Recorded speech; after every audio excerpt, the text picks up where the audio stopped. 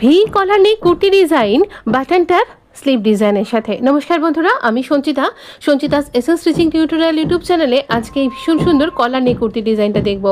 এখানে ব্যাক পার্টটা যেহেতু কলার নেক, তাই জন্য ব্যাক পার্ট 1 ইঞ্চি লম্বা হবে। আর এখানে আমি কি সাইজের জন্য তৈরি করছি সেটা কিন্তু আমি এখানে স্ক্রিনে লিখে দিয়েছি, আপনি প্রত্যেকটা মেজারমেন্ট দেখতে পাচ্ছেন।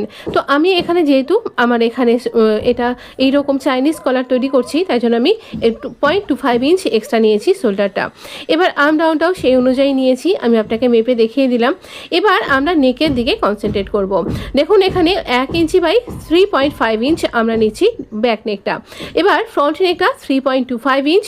প্রথমে আগে আমরা এখানে এই ব্যাক নেকটাকে কাট করে নেব, আর শোল্ডার স্লোপটা তো আমি কেটেই নিয়েছি আগেই।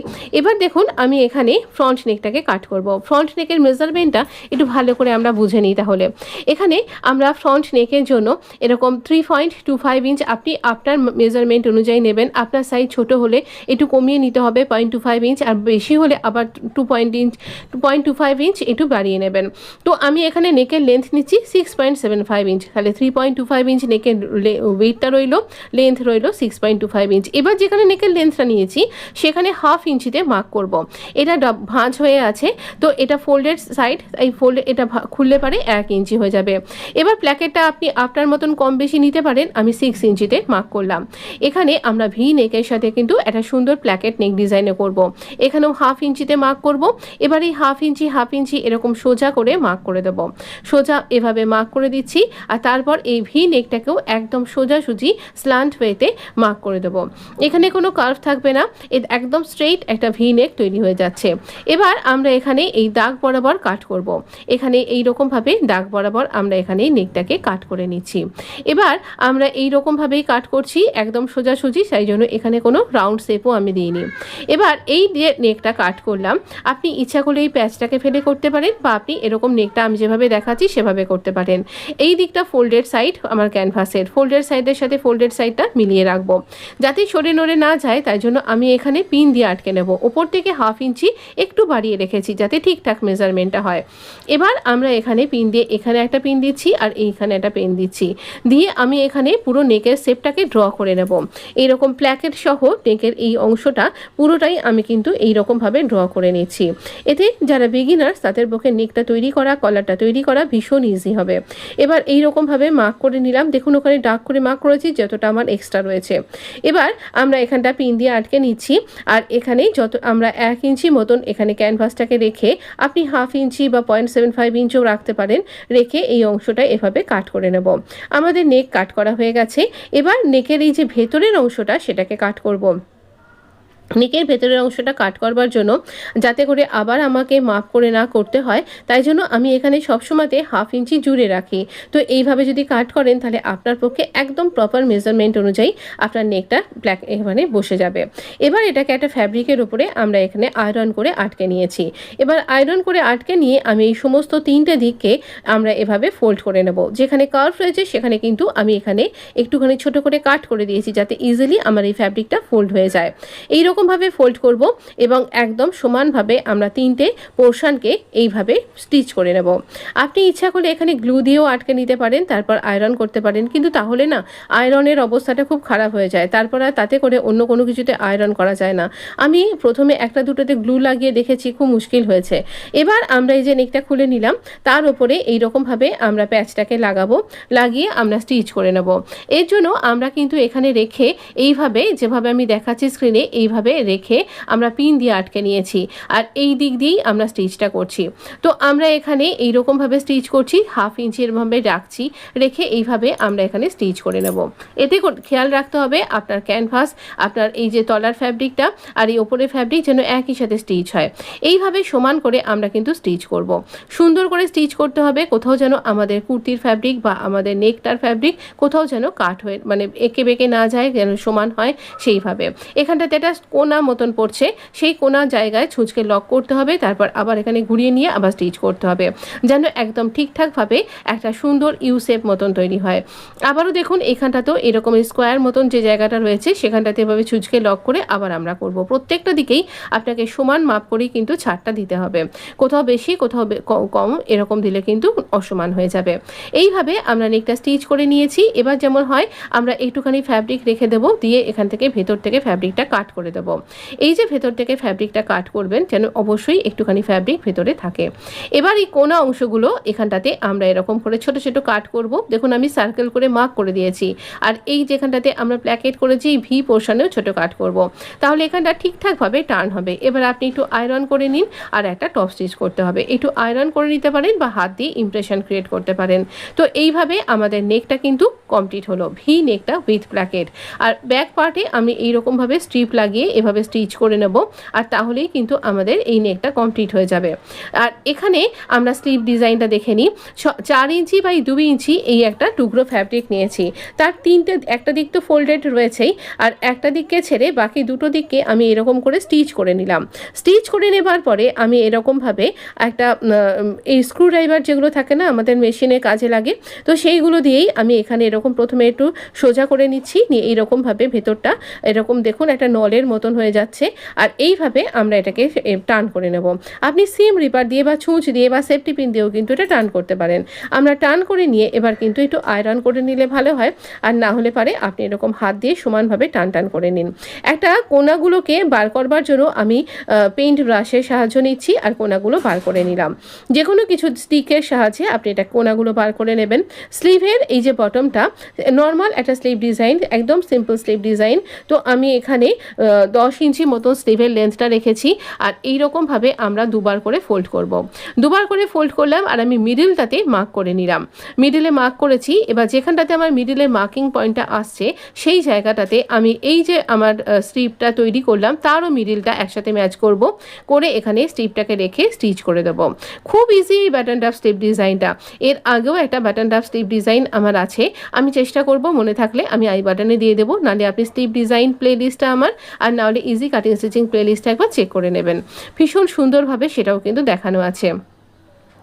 এবার আমরা এই নেকটা তৈরি করেছি যে দুটোতে ব্যাক এবং ফ্রন্ট পোর্শনের এক্সট্রা অংশগুলোকে কাট করে সমান করে নেব, এবং আমরা এখানে দুটো নেককে এভাবে রেখে ব্যাক পার্টের নেকটার এইভাবে স্ট্রিপটা সামনের দিকে ঘুরিয়ে এনে শোল্ডারটা জয়েন্ট করে নেব। দুদিকে শোল্ডারই এইরকমভাবে জয়েন্ট করলে পারে আমাদের শোল্ডারের স্টিচিং লাইনটা হাইট হয়ে যাবে এবং কমফোর্টেবল হবে আপনার কিন্তু কুর্তি ডিজাইনটা পরবার সময়তেও। এবার আমরা দেখুন এই বাকি এইটুকুনি ফ্যাব্রিক আমার কাছে পড়ে আছে। এই ফ্যাব্রিকটাকে একদম কোনা করে ভাঁজ করব, ঠিক যেমন আপনি দেখতে পাচ্ছেন। 2.25 ইঞ্চ আমি এখানে নিচ্ছি। কেন নিচ্ছি বলছি পরে। এখানে 2.25 ইঞ্চ আমি এখানে মার্ক করছি, আপনি 2.5 ইঞ্চও নিতে পারেন। এইরকমভাবে নিয়ে আমি এখানে মার্ক করছি। তো এখানে এরমভাবে আমরা বায়ার স্ট্রিপ কাট করব। বায়ার স্ট্রিপটা দিয়ে আমাদের নেক ডিজাইনটা তৈরি করাটা অনেক বেশি ইজি হয়ে যাবে। আমাদের এই কলার নেক ডিজাইনটা এই বায়ার স্ট্রিপ দিয়ে তৈরি করলে আপনার অনেক বেশি কমফোর্টেবল হবে, একদম টেনে বেঁকে যাবে না, আপনার কিন্তু খুব সুন্দরভাবে নেকটা বসে যাবে। আর যারা বিগিনার্স তাদের পক্ষেও তৈরি করাটা অনেক বেশি সহজ হবে। আমার এই ফ্যাব্রিকটা ভীষণ মোটা, তাই জন্য আমি এখানে কোনো ক্যানভাস অ্যাটাচ করিনি। আপনার যদি ফ্যাব্রিকটা অনেক পাতলা হয় বা একদম যদি স্যাঙ্গানেরি ফ্যাব্রিক দিয়ে করছেন তাহলে অনেক বেশি সফট ফ্যাব্রিক হয়, তো তাহলে আপনি অবশ্যই ক্যানভাস ইউজ করতে পারেন। তো এইরকমভাবে আমি এখানে এইরকম কাট করে নিলাম। যেহেতু এই ফ্যাব্রিকটা খুব মোটা সোটা সেই জন্য আমি ক্যানভাস ইউজ করিনি। আবারও বলে দিলাম কি করে জুড়বেন আপনি বায়ার স্ট্রিপটাকে।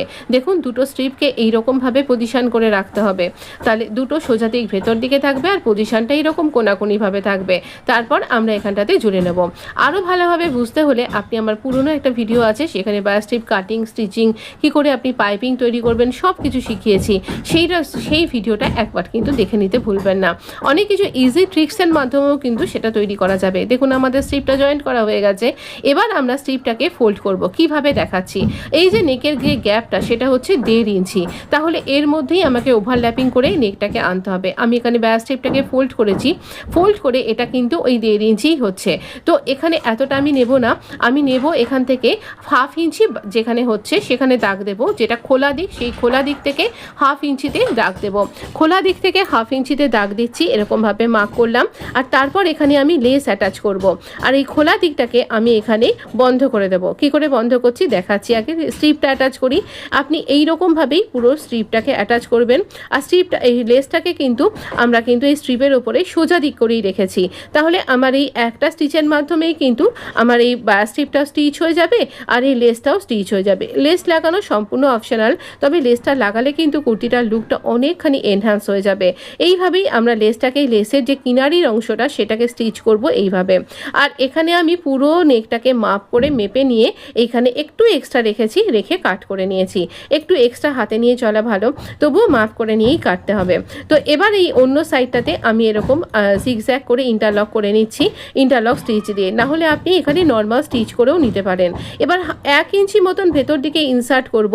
আর এখানে এই স্ট্রিপটা সেলাই করেছি যেখানটা দিয়ে, সেই স্টিচটা দিয়েই কিন্তু আমরা এখানে কলারটাকে স্টিচ করব।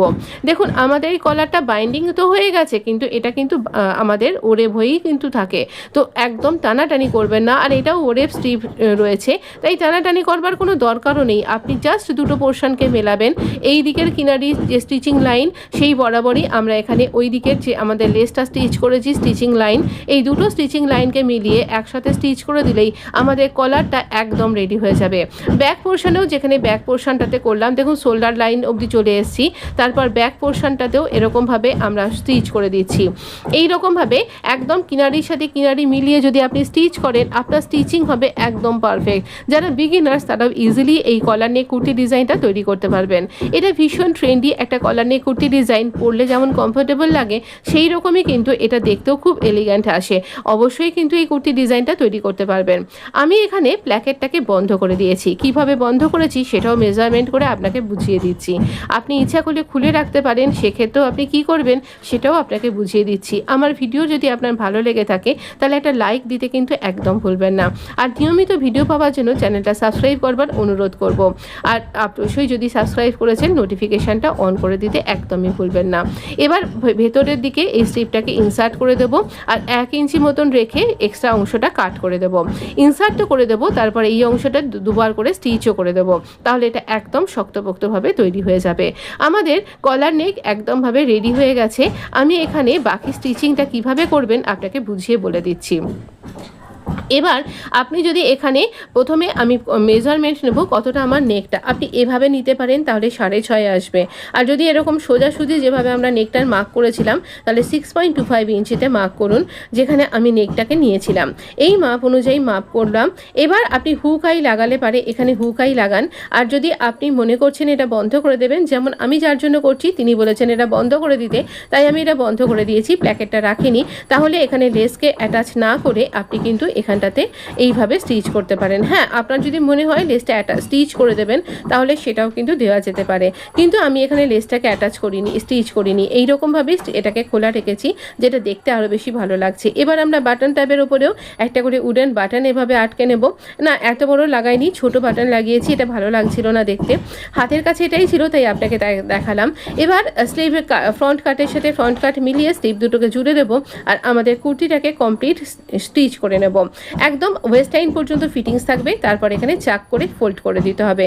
চাকটাকে সুন্দর করে ফোল্ড করবেন। চাক ফোল্ডিংয়ের ভিডিও আমার চ্যানেলে অলরেডি আছে। নিচের দিকটাও এরকম করে ফোল্ড করে স্টিচ করলেই আমাদের কুর্তি একদম ওয়াও লুকিংয়ে চলে এসছে। দেখুন এইরকমভাবে আমি উডেন বাটন অ্যাটাচ করেছি আর প্ল্যাকেটটাতেও কিন্তু উডেন বাটন অ্যাটাচ করেছি। একদম কমপ্লিট ফিনিশিং একটা লুক, মানে একদম প্রফেশনাল স্টাইলে আপনি কিন্তু তৈরি করতে পারবেন যদি এইরকমভাবে আপনি তৈরি করেন। এই ভিডিওটা ভালো লাগলে অবশ্যই আমার সাথে থাকতে ভুলবেন না। আপনি ভালো থাকবেন, সুস্থ থাকবেন। পুরো ভিডিও দেখবার জন্য আপনাকে অনেক অনেক ধন্যবাদ। ভালো থাকবেন, সুস্থ থাকবেন। আপনাকে অনেক ধন্যবাদ বন্ধু।